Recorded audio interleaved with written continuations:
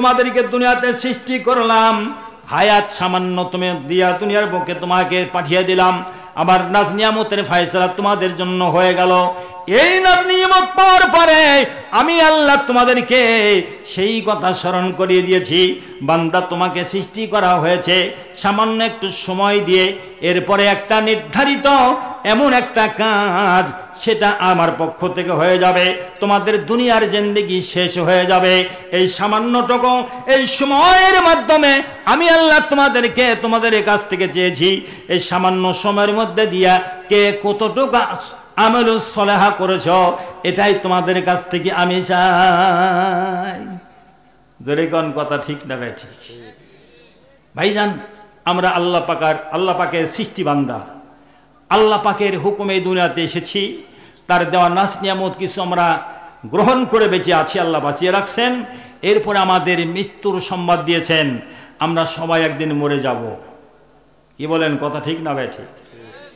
আচ্ছা, মরবেন না কারা কারা একটু হাত উঠিয়ে দেখান তো। সবাই মরবে? আল্লাহু আকবার। আল্লাহ পাক গ্যারান্টি দিয়েছেন, ও পৃথিবীর জীব, তোমরা তোমাদেরকে আমি যাকে সৃষ্টি করেছি তারই সংবাদ দিয়ে দিয়েছি, এই দুনিয়া ক্ষণস্থায়ী, তোমাদের মরতে হবে, মরতে হবে, মরতেই হবে, মৃত্যুর হাত থেকে কেউ রেহাই পাবে না। জোরে কোন কথা ঠিক না ভাই? ঠিক। ভাইরা আমার, বর্তমান পৃথিবীর মাঝে যে সমস্ত ব্যক্তিকে আল্লাহ নেতৃস্থানীয় ব্যক্তি হিসাবে কবুল করেছেন, যারা এই রাষ্ট্রের দায়িত্ব পালন করছেন, এরা কত বড় শক্তিধর, ক্ষমতাধর। এরকম এর চাইতে আরো বেশি ক্ষমতাধর অনেক আল্লাহর বান্দা দুনিয়াতে ছিল। এরা কিন্তু আল্লাহর সঙ্গে কুফরি করেছে, নাফরমানি করেছে।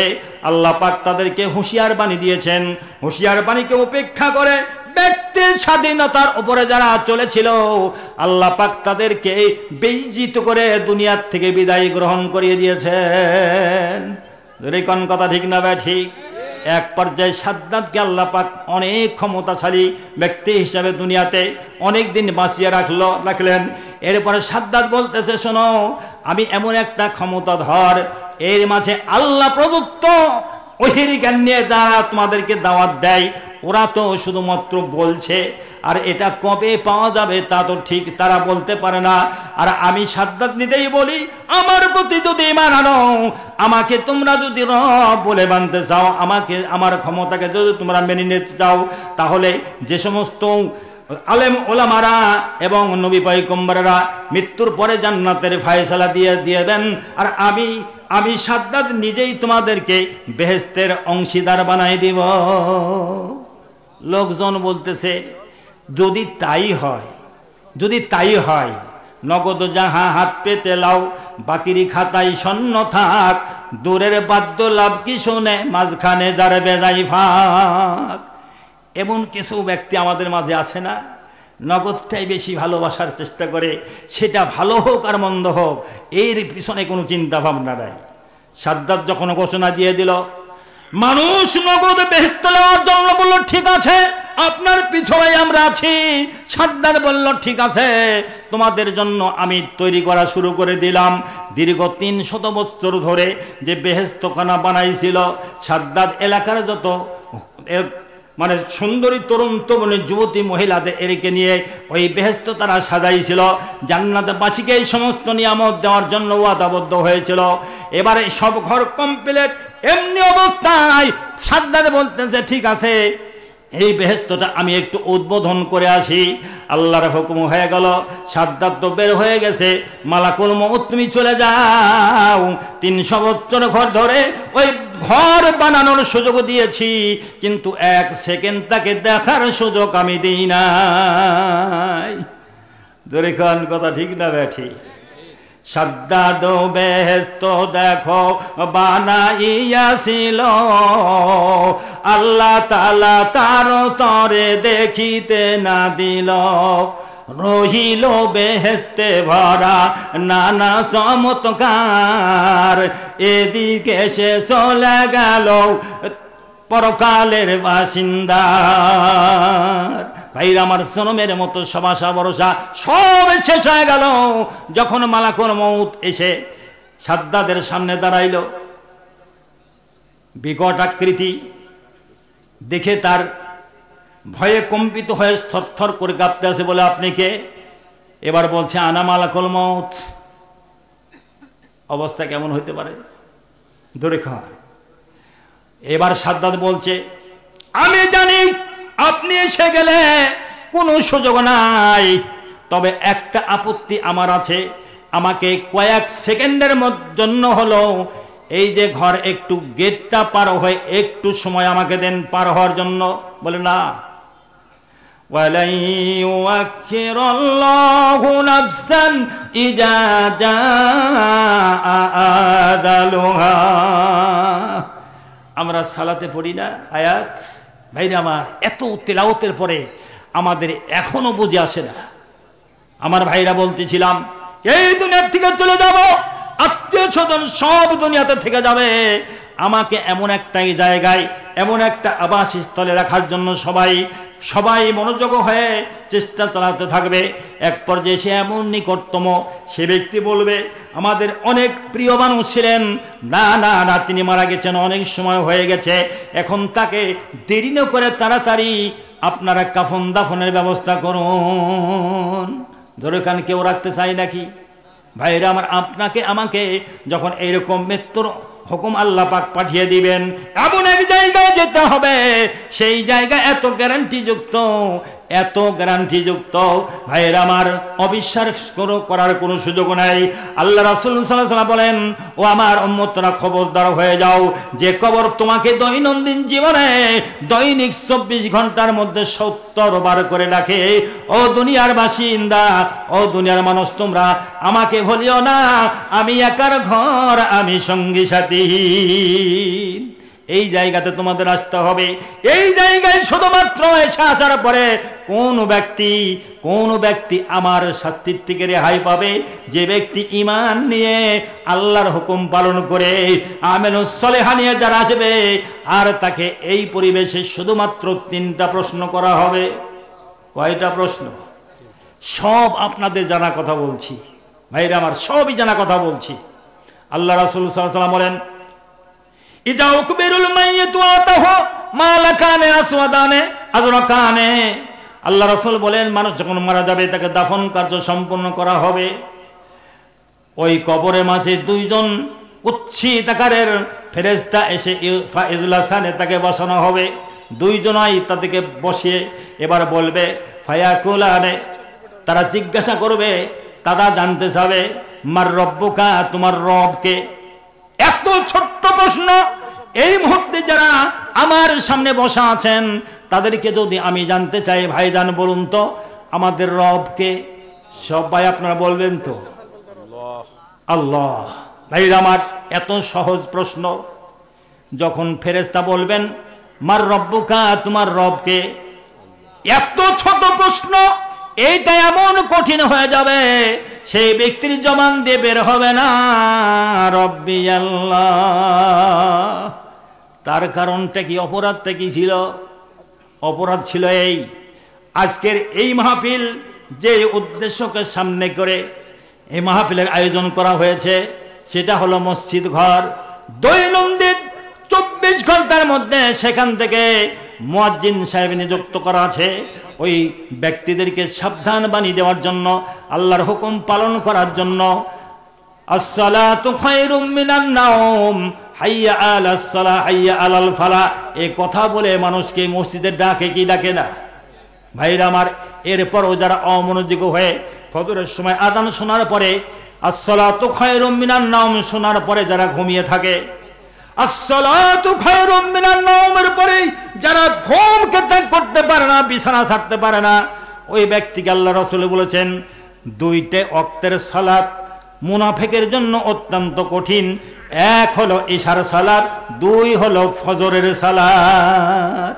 ভাইরা আমার, যারা ফজরের আযান শোনার পরে বিছানা ছাড়তে পারে না, এই ব্যক্তিকে মুনাফিক রাসূল সাল্লাল্লাহু আলাইহি ওয়াসাল্লাম বলেছেন, মুনাফিকি অবস্থায় যারা জীবন কেটে জীবনের সময়গুলিকে হারিয়ে দিবে, ওই ব্যক্তি যখন কবরস্থ হয়ে যাবে আল্লাহর হুকুমকে প্রত্যাখ্যান করেছিল, যার ফলে এই ছোট্ট প্রশ্নের জবাব তার জবান দিয়ে বের হবে না। জবান খুলে তারা বলবে হা হা লা আদরি, আয় আফসোস, আমা কি কি বলছেন আমি জানি না, বুঝি না, এই করে আফসোসের কথা বলতে থাকবে। যখন 3টি প্রশ্ন করা হবে, জবাব যদি না পাওয়া যায়, এইবার আল্লাহ রাব্বুল আলামিন নবী বলেন, আল্লাহর নবী সাল্লাল্লাহু আলাইহি ওয়াসাল্লাম বলেন, ও আমার উম্মতেরা, এই 3টা প্রশ্নের জবাব না যদি তুমি দিতে পারো, এবার আকাশ থেকে এমন একটা আওয়াজ তোমার কানে এসে পৌঁছে যাবে, ক্বালা ফায়ুনাদি মুনাদি মিনাস সামায়ে আন সাদাকা আবদি। যদি তোমরা প্রশ্নের জবাব দিতে পারো তাহলে অভয় বাণী তোমার কাছে চলে আসবে, আমার বান্দাকে যা প্রশ্ন করেছ সঠিক অ্যানসার দিয়ে দিয়েছে, আমি তার সম্পর্কে জানিয়ে দিলাম, ঘোষণা দিয়ে দিলাম, ফাআফিসহু মিনাল জান্নাহ ওয়াফতাহু লাহু বাবা ইলাল জান্নাহ।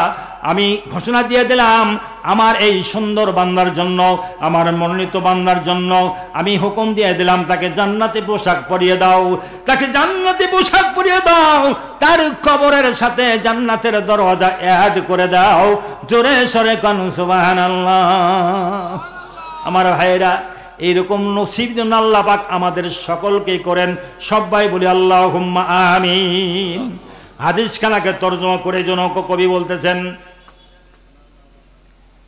আল্লাহ নবী সাল্লাল্লাহু আলাইহি ওয়াসাল্লাম এই গুরুত্বপূর্ণ হাদিস খানা লিখেছেন, ইজাউ কুবিরুল মাইয়াতু আতাহুমা লাকানে আসওয়াদান আযলাকানে ওয়াকালু লিহাদিহিমাল মুনকার ওয়ালিল আখারিন নাকির ফাইজুল হাসানে ফায়াকুলানে লাহুমার রাব্বুকা ফায়াকুলু রাব্বিয়াল্লাহ ফায়াকুলানে মা দিনুকা।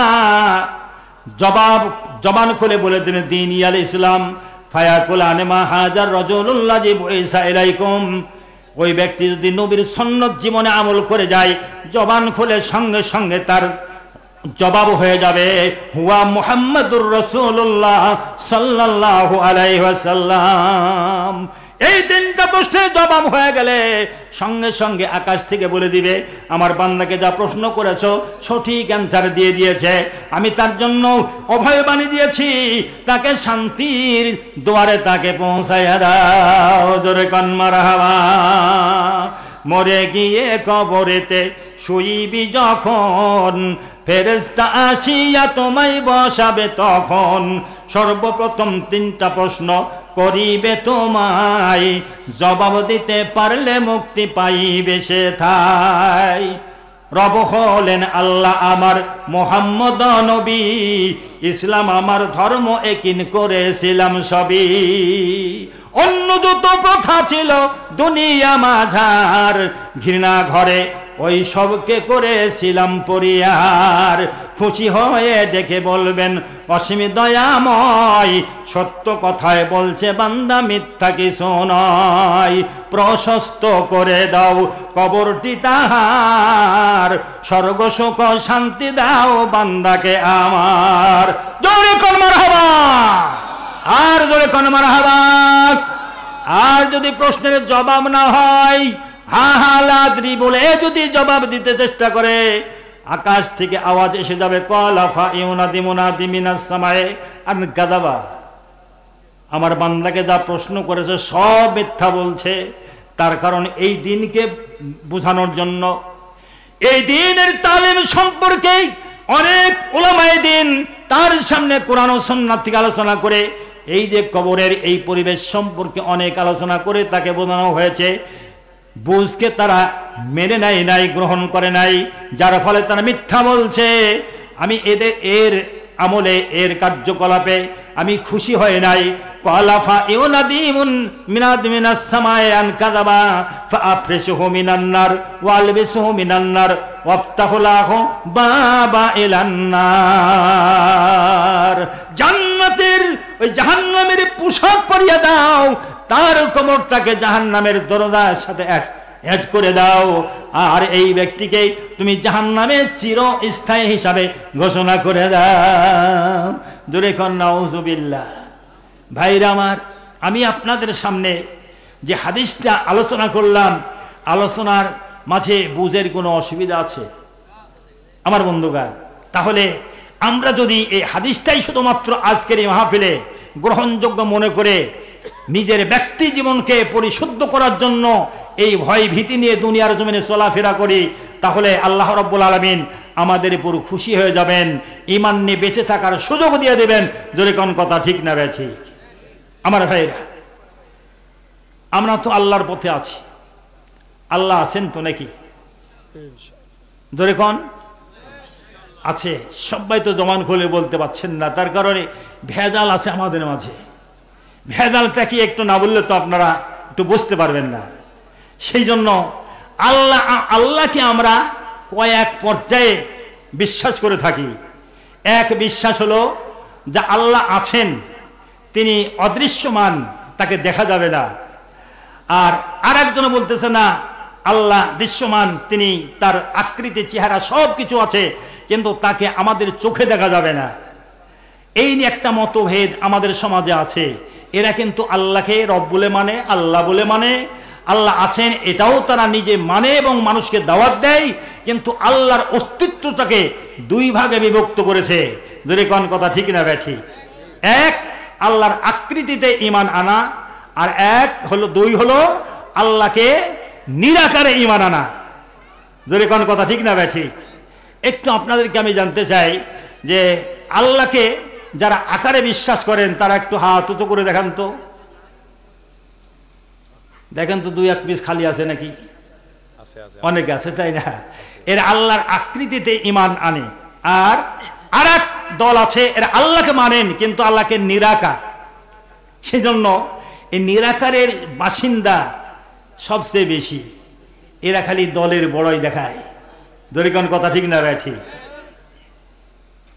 কেউ বলে আকার, কেউ বলে নিরাকার, কোন জায়গায় আছেন সাই।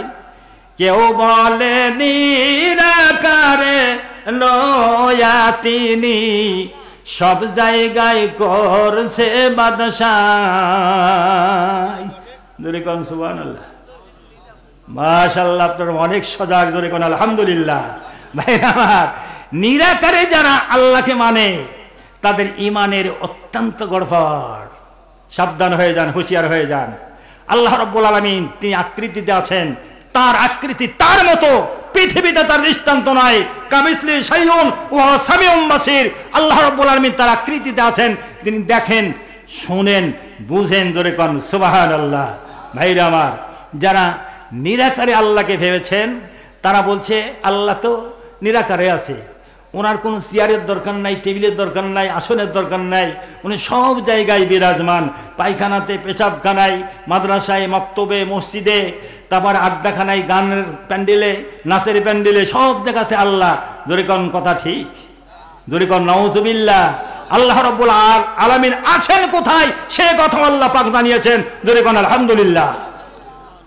আমার ভাইরা, তাহলে আমি সেই দিক আলোচনা করার সুযোগ পাচ্ছি না, যেহেতু একটা পয়েন্টের উপরে আমি আলোচনা করতে চেয়েছি।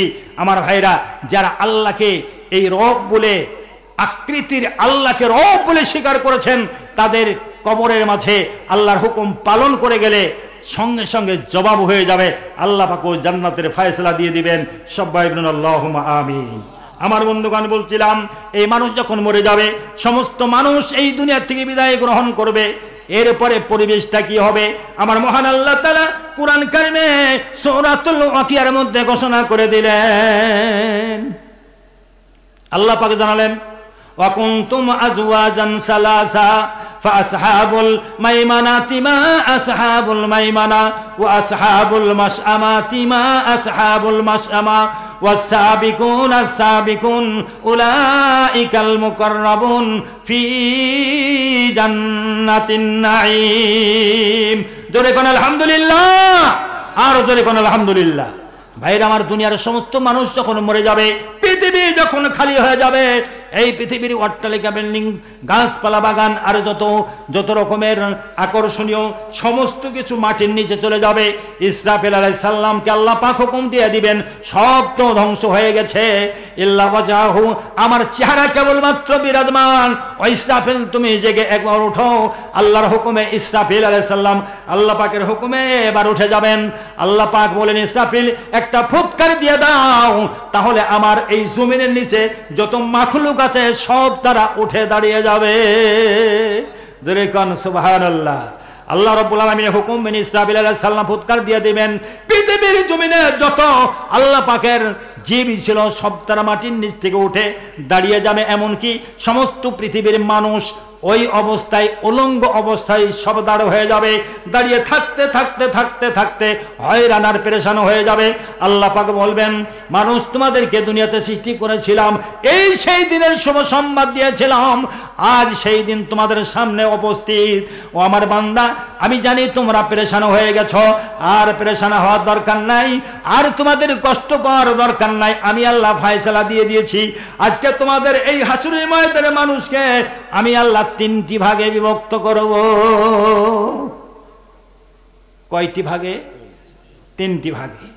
একটি ভাগ ডান দিকে অবস্থান করবে, আর একটি দল বাম দিকে অবস্থান করবে, আর একটি দল সামনে। আল্লাহ রাব্বুল আলামিন বলছেন, যারা ডান দিকের দল তারা কতই না সৌভাগ্যবান, আর যারা ডান দিকের দল আর যারা বাম দিকের দল তারা না কত হতভাগার দল, তারা না বাম দিকের দল। আরেকটি দল সামনে থাকবে। এই দলটিকে লক্ষ্য করে আল্লাহ রাব্বুল আলামিন জানাবেন, যারা সবচাইতে সৌভাগ্যবান তারাই হলো সামনের দল। তার কারণ এদের কোনো টেনশন নাই, এদের কোনো চিন্তা ভাবনা নাই, এদের কোনো হিসাব নাই, নিকাশ নাই, এরা বিনা হিসাবে জান্নাতে চলে যাবে। সুবহানাল্লাহ। আস্তে করে দেন, যেটুকু আস্তে করেছেন একটু বাড়ি গিয়ে জোরে জোরে করেন ভাইরা।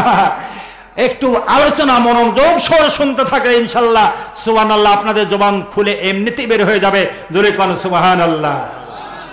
ভাইরা আমার, ডান দিকের দল বাম দিকের দল থাক, সামনের দল কারা? এরা সবচাইতে বড় সৌভাগ্যবান। তার কারণ এদের হিসাব নিকাশ কিচ্ছু নাই।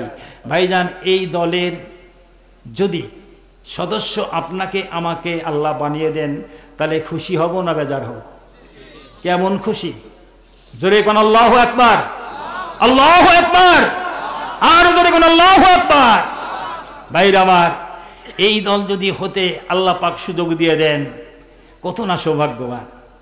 আমাদের যেমন প্রশ্ন জাগে, এই দল কারা হবে? নবীজি যখন আয়াত আবৃত্তি করে এই ওয়াকিয়ার এই কয়েকটি আয়াত আবৃত্তি করে শোনাতে চাইলেন, নবীজিকে জানতে চাইলেন, নবীজি ডান আর বামের দিকের দল থাক, এই সামনের দলটি এই দলের সাথে কারা এই এমনি পরিবেশ পেয়ে জান্নাতি হিসাবে আল্লাহ পাক কবুল করে নেবেন। আল্লাহর নবী সুপরে গেলেন, নবীকে এবার জানাইলেন, নবী গো, আমি এই ব্যক্তি সম্পর্কে আপনাকে জানাইলাম। আমার সর্বপ্রথম নবীর থেকে নিয়ে হযরত আদম আলাইহিস সালাম থেকে নিয়ে আমার নবীর পূর্ব পর্যন্ত যত নবী এই দুনিয়াতে আল্লাহ পাক পাঠিয়েছিলেন, এই সমস্ত নবীগুলা এই দলের সাথে থাকবে। এরপর আল্লাহ রাসূল বলছেন, এই দলের প্যাসেঞ্জার হিসাবে সর্বপ্রথম মর্যাদার আসনে আপনি অধিষ্ঠিত হবেন।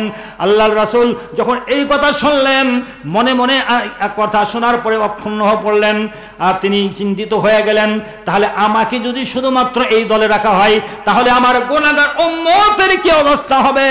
নবী মুহাম্মদুর রাসূলুল্লাহ সাল্লাল্লাহু আলাইহি সাল্লাম এর পক্ষ থেকে এবার ঘোষণা হয়ে গেল, ও আমার উম্মতেরা আমার সাথে থাকবেন। আদম আলাইহিস সালাম থেকে নিয়ে যত নবী এই দুনিয়াতে এসেছিলেন প্রত্যেকেই তারা থাকবে, আর আমি থাকব।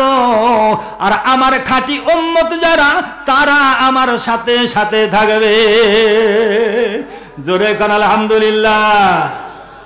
বন্ধুগণ, যারা নবী মুহাম্মদকে মানেন তারা মুহাম্মদী নাকি? জোরে কোন কথা ঠিক না ব্যাঠি? যারা মুহাম্মদকে মানে তারা মুহাম্মদী, যারা আর দলকে মানে তারা তাই। সেই জন্য আমাদের দেশে মুহাম্মদী দল এটাকে খুব একটা গুরুত্ব দিয়ে মনে করে না। যদি এই দলে তাদেরকে আখ্যা দিয়ে দিই, তাহলে আমাদের তো আর কোনো সুযোগ নাই। সেই জন্য ওরা এই মুহাম্মদী শুনলে একদম গা খেপে যায়, খুলে যায়। যদি কোন কথা ঠিক না ব্যাঠি? ভাইরা আমার, বাংলাদেশের জমিনে আমি আবুল হোসেন সিদ্দিকী এক এক করে এই দল গুনতে 53টি দল আমি গুনে গুনে বের করেছি। আর আল্লাহ রাসূল বলেছেন, বানি ইসরায়েলের কওমেরা 72 দলে বিভক্ত ছিল, আর আমার উম্মতেরা 73 দলে বিভক্ত হবে। কুল্লুহুম ফিন্নার, সবই তারা জাহান্নামে হবে, ইল্লা মিল্লাতান ওয়াহিদান, শুধুমাত্র একটি দল জান্নাতে যাবে। জোরে কান মারহাবা। একটি দল যদি জান্নাতে যায়, সেই দল কারা? মোহাম্মদকে নবী মানে যারা, মোহাম্মদী তারা। মুজাদ্দিদিয়া, নকশবন্দিয়া, কাদরিয়া, চিশতিয়া, আর যত রকম আরো মার্কা দল আছে, সেই দলের কথাই বললাম না ভাইরা আমার। মোহাম্মদের উম্মত যদি হতে চান, মুহাম্মদী হয়ে দুনিয়ার জিন্দেগি থেকে বিদায় হয়ে যাবেন। আল্লাহ পাকের রাসূল সাল্লাল্লাহু আলাইহি ওয়াসাল্লাম বলেছেন, ও আমার উম্মতেরা, আমার সাথে তারাই থাকবে যারা মুহাম্মদী হয়ে দুনিয়ার জমিনে আমল করবে। জোরে কোন মারহাবা, আর জোরে কোন মারহাবা। ভাইরা আমার, এই দলের পথিক আমরা হতে চাই। জোরে কোন কথা ঠিক না রে? ঠিক। যদি তাই হয় তাহলে এবার শুনে নিন, আল্লাহ রাসূল সাল্লাল্লাহু আলাইহি ওয়াসাল্লাম বলেন, আমার উম্মত যারা হবে আর আমার হুকুম যারা মেনে নিবে, আমার হুকুমের উপরে যারা চলবে, জীবনে আমল তৈরি করে নিবে, আমি তাদেরকে জান্নাতের সুখবর দিয়ে দিয়েছি। ভাইরা আমার, সেই জান্নাতের সুখবর আল্লাহর নবী কোরআন কারীম থেকে যা দিয়েছেন, নবী স্বয়ং চোখে দেখে এসেছেন। সেই জান্নাত, এই জান্নাত নিয়ে আলোচনা করতে গেলে ন্যূনতম এখনো 1 থেকে 1.5 ঘন্টা সামান্য আলোচনা করতে গেলেও সময় লেগে যাবে। ভাইয়ের আমার, এত তো সময় আমার নাই, তবে আপনাদের সংক্ষিপ্ত পরিবেশে কয়েক মিনিট আলোচনা করে একটু আপনাদের সামনে যে জান্নাতের ওয়াদা আল্লাহ পাক ওয়াদাবদ্ধ হয়েছেন, সেই জান্নাতের সংক্ষিপ্ত আলোচনা একটু করতে চাই। আপনারা কি হুকুম দিতেছেন? হুকুম দিচ্ছেন তো? তার মানে আজকে জালসার মধ্যমণি, তিনি তো বাংলার বাগ্মী, সুদূর কোথা থেকে আসছেন? জি, সিরাজগঞ্জ থেকে আসছেন। তার মূল্যবান সময়কে আমি কি ক্ষেপণ করতে পারবো?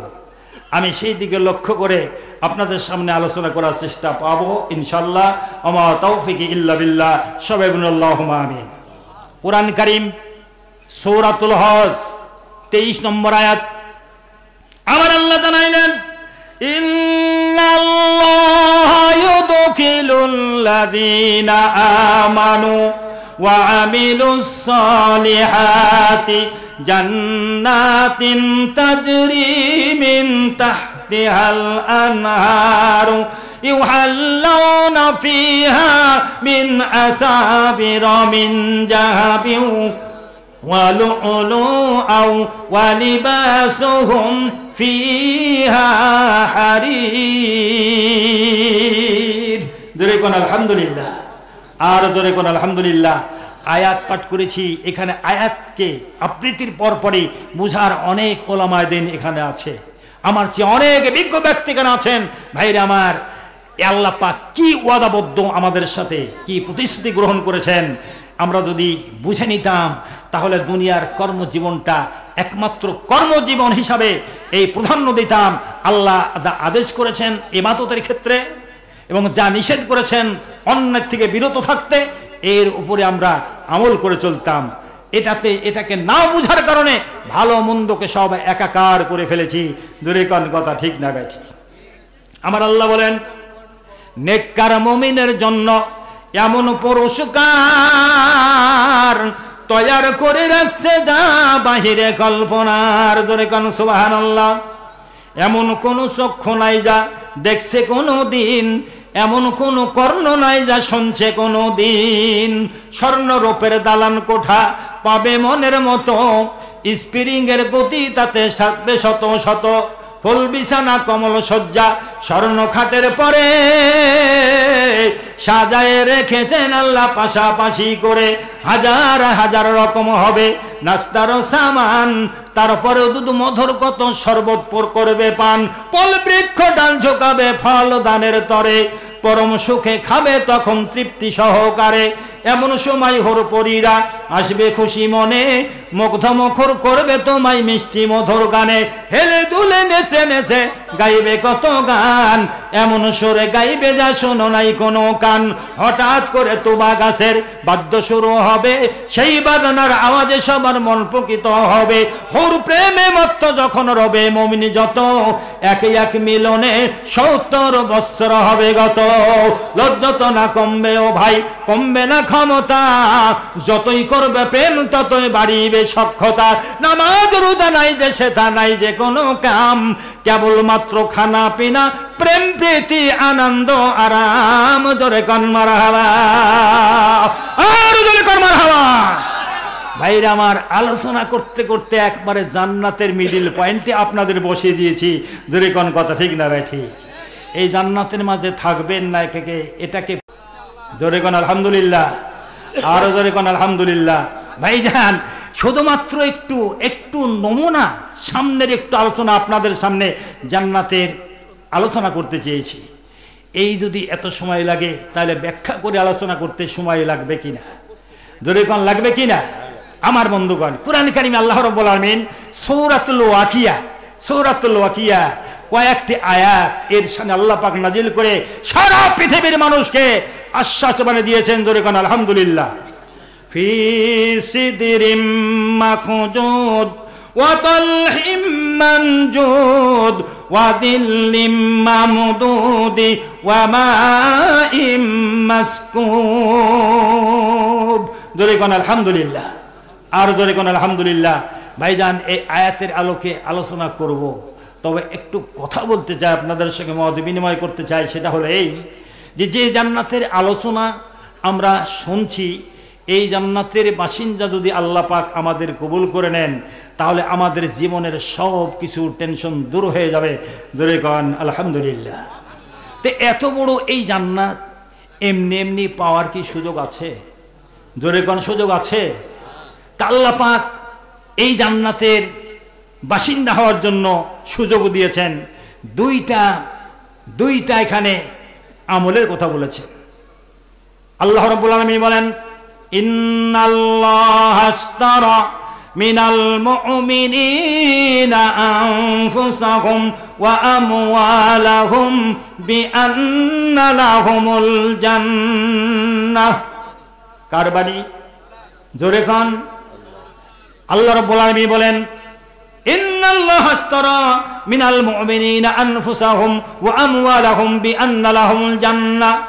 মুমিনের সকল ধন প্রাণ জান্নাতের বিনিময়ে ক্রয় করেছেন রহমান। মুমিনের সকল ধন প্রাণ জান্নাতের বিনিময়ে ক্রয় করেছেন রহমান।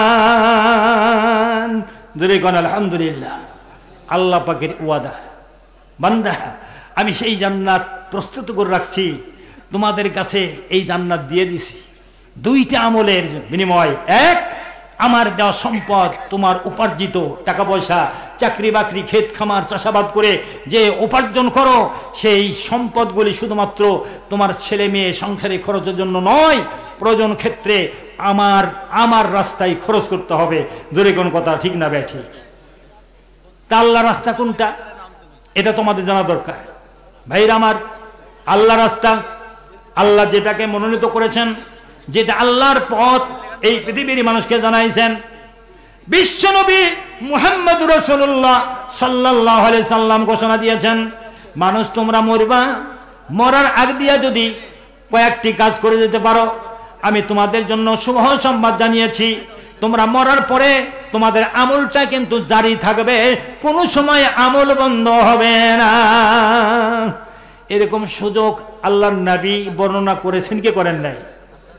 আল্লাহ রাসূল সাল্লাল্লাহু আলাইহি ওয়াসাল্লাম বলেন, ইজা মাতাল ইনসানু ইনকাতা আনহু আমালুহু ইল্লা মিন সালাসাতিন ইল্লা মিন সাদাকাতিন জারিয়াতিন আও ইলমিন ইনতাফাউ বিহি আও ওয়ালাদিন সালিহিন ইয়াদউ লাহু। ও মানুষ, তোমরা মরে যাবা, তোমাদের সমস্ত আমলের দুয়ার বন্ধ হয়ে যাবে, মৃত্যুর পরে কোনো সুযোগ থাকবে না। নবী ওলি আর যেই কিছু বলুন না কেন, মরার পরে আর কিছু করার সুযোগ আছে? জোরে কোন আছে? কিন্তু আমাদের মাঝে এক জাত পারে, একটা জায়ত আছে এরা পারে, সেটা হলো যত ভণ্ড পীরের আস্তানা, জোরে কোন কথা ঠিক না ব্যাঠি। সেই দিন ভোটভুটি ভর্তি করে লোক যাচ্ছে আর মাথায় লাল ফিতা বেঁধে, হাই হাই কি বলছে আল্লাহ সবচেয়ে ভালো জানে, শুধুমাত্র চলো চই, চলো যাই, চলো যাই, চলো যাই, এই কথাটা খালি কানে আসতেছে। আমি জিজ্ঞাসা করলাম, ভাইজান ওরা কোথায় বলছে চলো যাই? বলে হুজুর জানেন না আজকে কুষ্টিয়ার সেই মিলন মেলা, যেখানে টাকের টাক গাঁজা বিক্রি হয়, এটা জানেন না হুজুর? ও আজকে সেই দিন। বন্ধুগণ, সেই জায়গাতে মরা বাবা নাকি মনে যা কিছু চাওয়া পাওয়া সব তহবিল নিয়ে বসে আছে।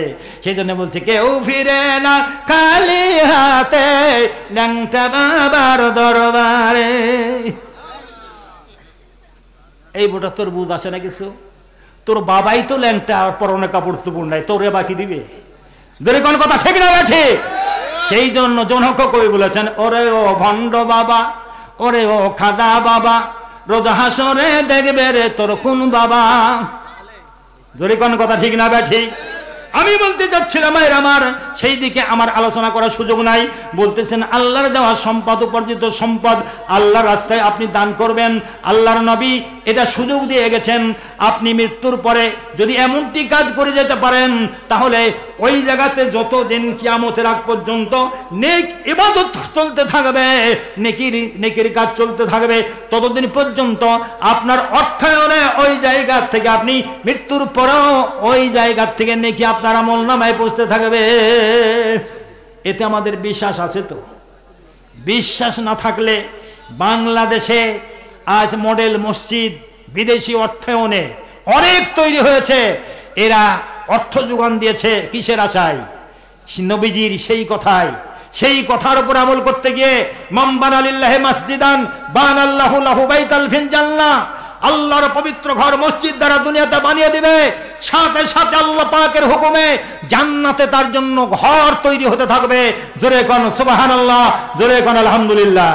সেই জন্য ভাই আমি আপনাদের নিকটে আবেদন করতে যাচ্ছি, আমাকে মোবাইলের মাধ্যমে বলা হয়েছে, এখানেও এই হ্যান্ডবিলটা উপরে দেখছি এই বার্ষিকী মাহফিল আয়োজন করা হয়েছে মসজিদের পূর্বপাড়াকে মিয়াপুর পূর্বপাড়া জামে মসজিদের উন্নতি কল্পে।